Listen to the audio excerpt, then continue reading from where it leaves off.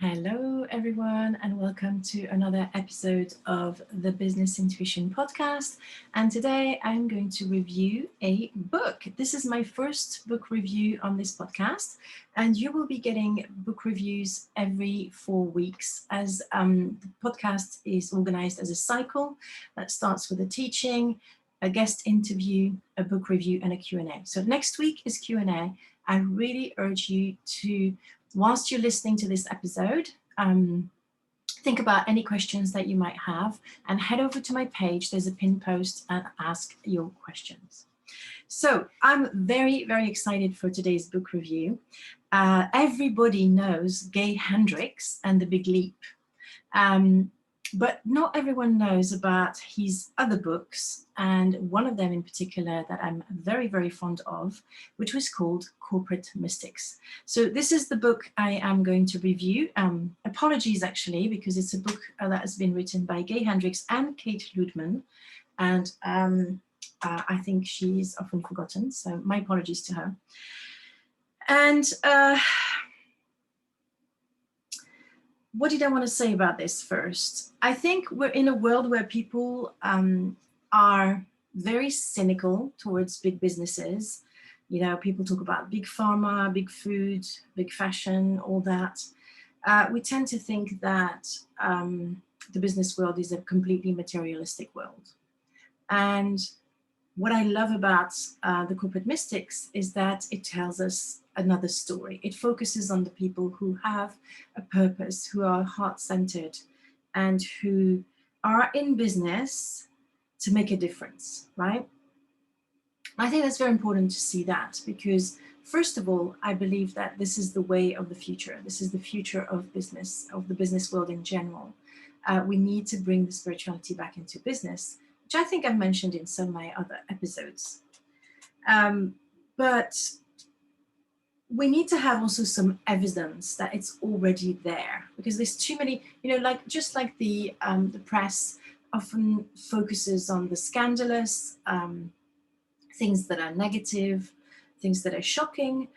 We need to balance this out by highlighting the people who do good things, okay? So I've been also listening to Simon Sinek's podcast. It's really not a podcast, it's more a recording of his talks. And he's been promoting his latest book, which is called The Infinite Game.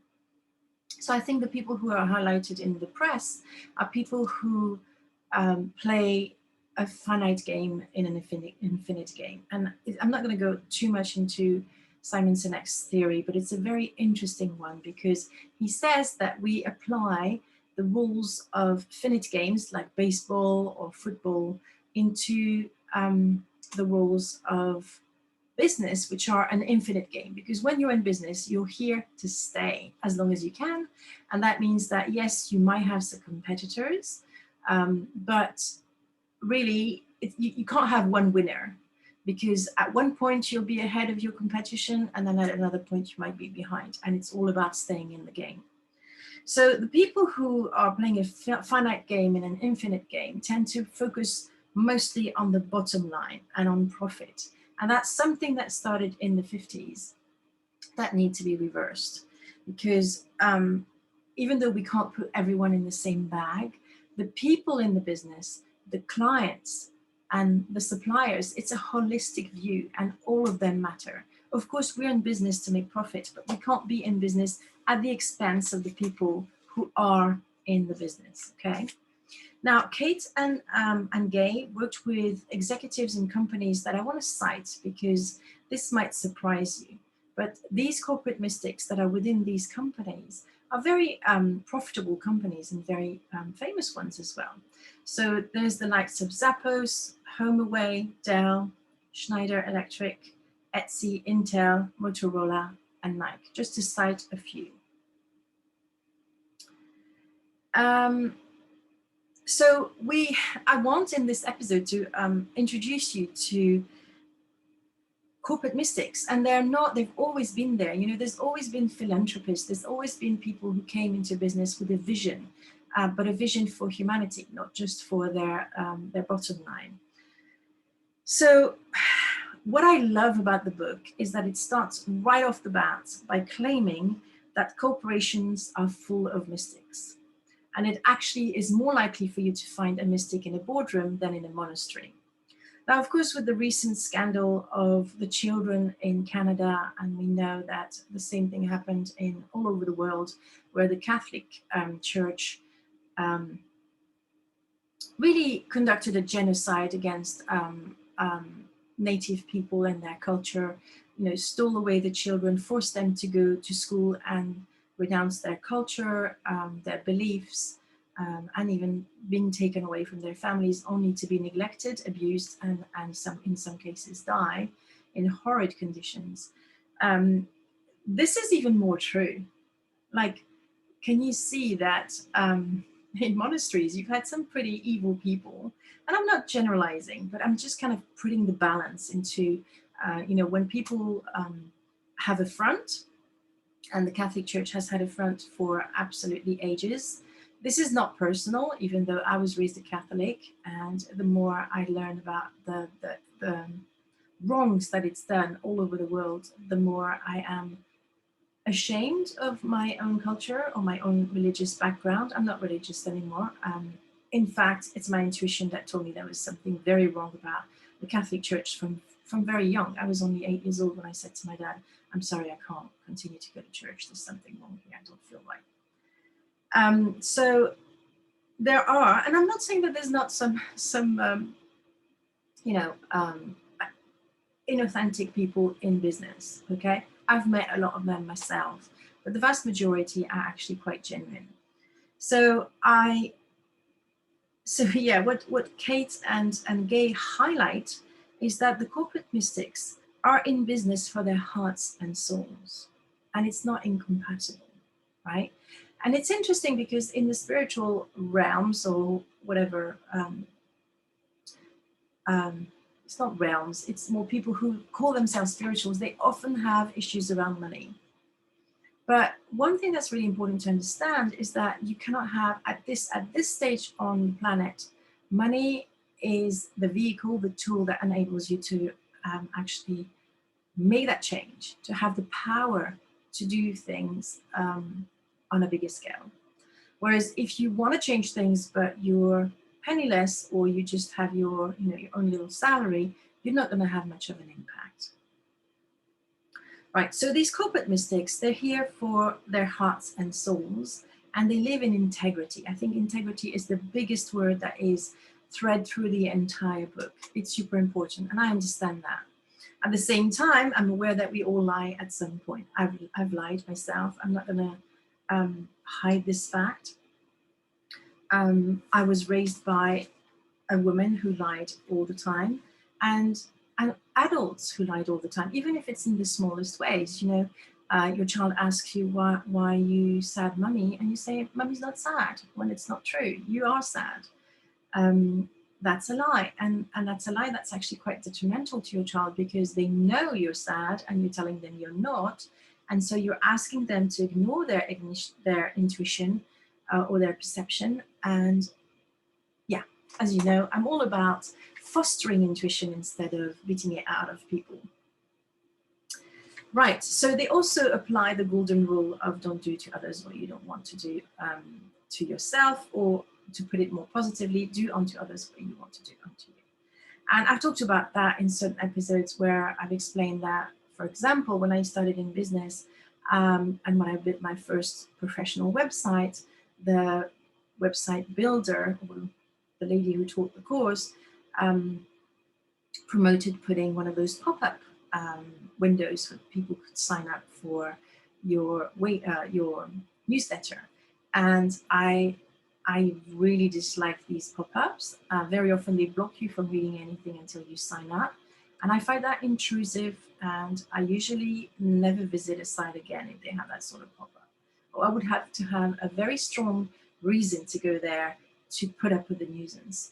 But to start with, because I was in fear of missing out, because I thought I didn't know anything about business, I ignored my intuition and I put a pop-up on my website. It didn't last long. After a couple of months, I just took it off and never put it back on again.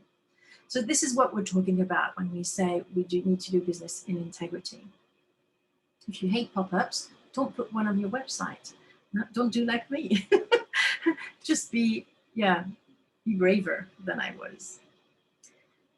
So they highlight 12 characteristics of corporate mystics, and I'm going to run them through them quickly, because I want you to really go out, buy the book, and read it for yourself. But here are the main characteristics: absolute honesty, fairness, self-knowledge, focus on contribution. What can I bring to the table instead of what's in it for me? Non-dogmatic spirituality, doing less to achieve more. So they're not people who are workaholics usually. They have a pretty good life balance, which is number 12. They call forth the best in themselves and others. They have an openness to change and special sense of humor, and they keep an eye on the distant vision as well as on the small detail. They also have unusual self-discipline. And then we talked about balance already. So these are the 12 main traits, right? The book is structured in the following way. Part 1 describes lots of examples and stories about the mystic as a leader in a business. And I found that part really, really nice. It gave me hope for the future that we could rekindle this, because my grandmother was, my grandmother, no, she wasn't. My grandfather was a businessman in the sense that he was very high up in a big bank as one of the C-suite members, and he was all about integrity. I didn't know him for very long, but I know that for him, integrity was one of his highest values. And I think a lot of my grandfather's generations were like that in business. It was the norm. And I want this to be the norm again. I think it would be so important to have that fairness, to have that caring about the people who work for you, considering them as people that you're here to support rather than exploit. Part 2 is about practical mystic-spirited solutions to everyday business problems. That's quite an interesting part as well, because you might think, oh, now mysticism is completely out there in the clouds, not practical, but it actually has some very practical implications.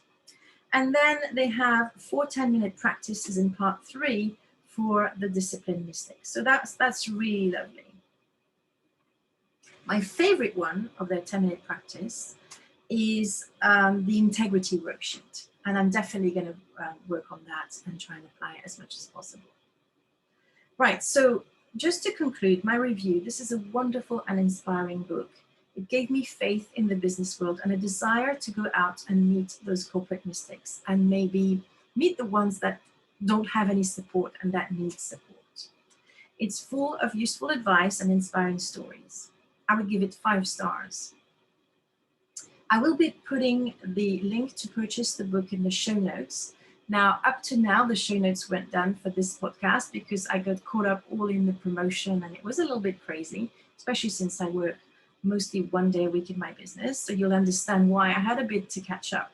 But now all the show notes can be found on my website, theintuitiverevolution.co.uk, on the tab that's called podcasts.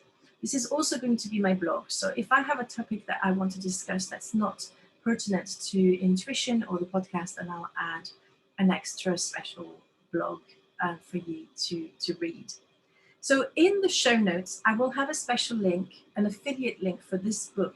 And I invite you to use this link so that I can have a little commission just to, thank me in a small way. I don't think it would even buy me a coffee, but the cumulative effect might be good for me. So that you sort of sponsor my podcast through the purchase of books. If you want to buy the book, I'm not forcing you to do that. Absolutely not.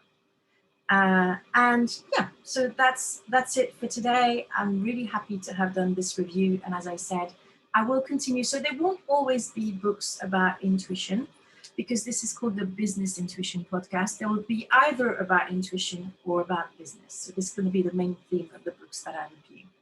Thank you so much for listening to today's episode. And next week we have our Q&A. And I look forward to talking to you again.